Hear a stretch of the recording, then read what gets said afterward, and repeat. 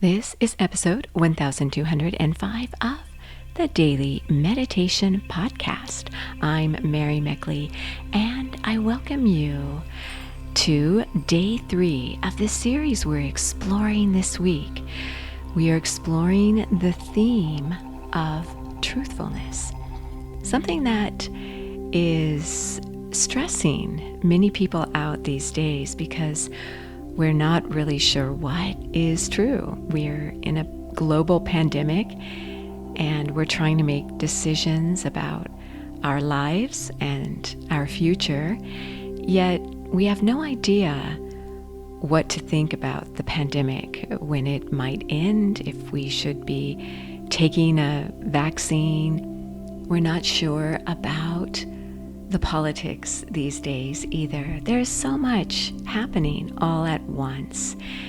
And so we're looking for answers, but we're not sure if we're receiving the best information or maybe we're being deceived altogether. We just don't know. Some people feel pretty secure, but I think that there's a lot of tension and uncertainty in most places all over the world. So as you explore this theme of truthfulness, we are tapping into some ancient wisdom from Patanjali, who was a wise sage. And Patanjali wrote the classic book Yoga Sutras. I know many of you do yoga.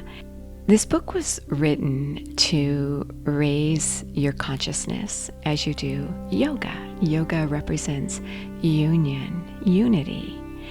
And that's what we so badly need these days, is some unity. So here you are, discovering some of the wisdom from the Yoga Sutras. The second yama is truthfulness. There are 5 yamas and there are also 5 niyamas. You'll be exploring each yama and each niyama in the upcoming series. And I thought this would be a nice way to help you approach all that's going on these days, especially in the United States, where we have some elections coming up. And I hope that by sharing the yamas and niyamas with you, that it will help you make sense of all the commotion. So for the second yama of truthfulness, in last week's series, we explored ahimsa, which is nonviolence in your thoughts, your actions, and your words. Well, the second yama, satya, is also in regard to your thoughts, your actions, and your words. I'm going to be sharing with you a breathing technique to help you calm your mind and body and to seek your inner truth. Breathing techniques are powerful ways to tap into your inner truth because your breath is inextricably linked with your emotional state. So when you begin to feel yourself thinking more negative thoughts such as worry, fear, uncertainty, self-doubt, you can do the breathing technique I'll be sharing with you. Before I guide you in today's breathing technique, I want to share with you some insight about the second yama, satya, or truthfulness. You may know someone, or you might even do this yourself. When you know something that is true about someone, and even though it might be a little harsh, you feel like you're doing the right thing by being brutally truthful to them. I have a friend who takes a lot of pride in being brutally honest with people. She thinks of that as being brave enough to let people know what's good for them. But when you're considering the truth, bring in the quality of the first yama. These yamas are like a code for how to live your life. The first yama is non-violence, not harming others with what you say, with what you think, and what you do. Well, if you're brutally honest with somebody and it's harmful to them, even if it's true, then that's not helpful. That doesn't accomplish anything except for to injure that person. And you might think, well, they needed to hear it. But sometimes it's best to let people discover their own journey, as long as it's not a truth that by withholding it will truly harm them, maybe physically, or if they're in some kind of real danger. But pointing things out to people who might not be ready to hear or consider some truth in their life can be harmful. It can be shocking and traumatic for the person. And so that's not really the best way to share truth. When you are sharing truth with someone, consider if the person is ready, because sometimes it's best to let people discover aspects of their life at their own pace.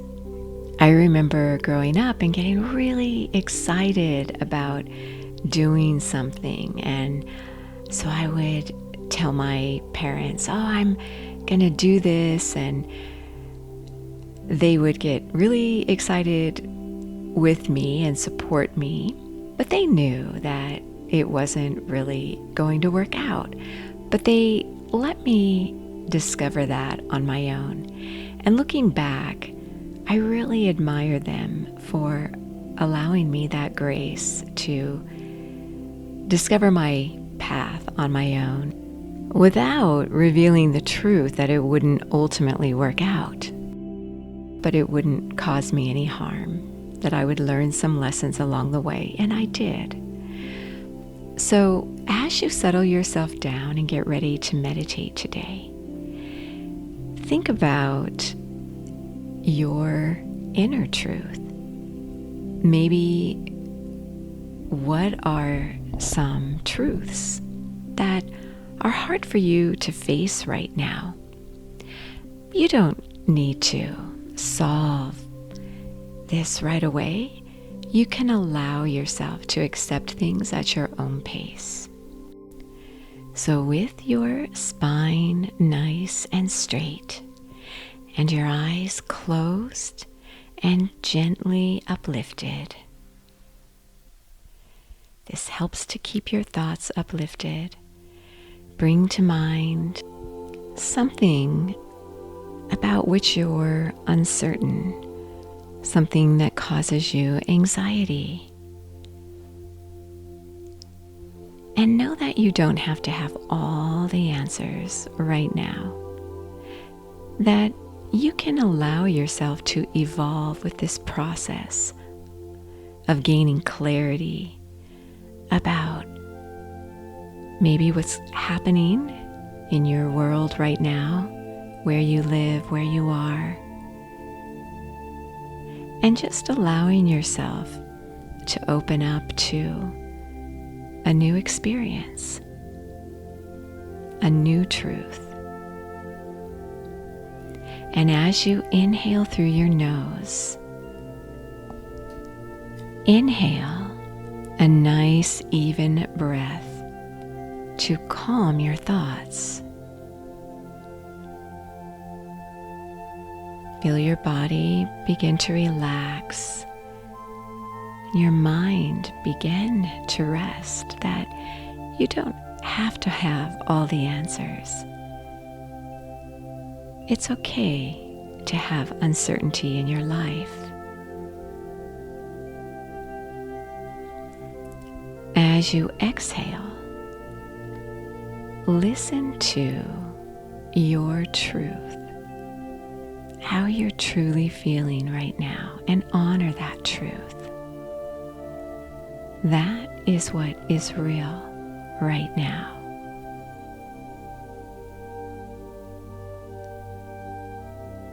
Continue with this breath. With each inhale, calm your thoughts. And then with each exhale, listen to your truth. You can repeat this breath as many times as you need to. At some point, let go of the technique and allow yourself to sit in stillness. You are so worth slowing down for.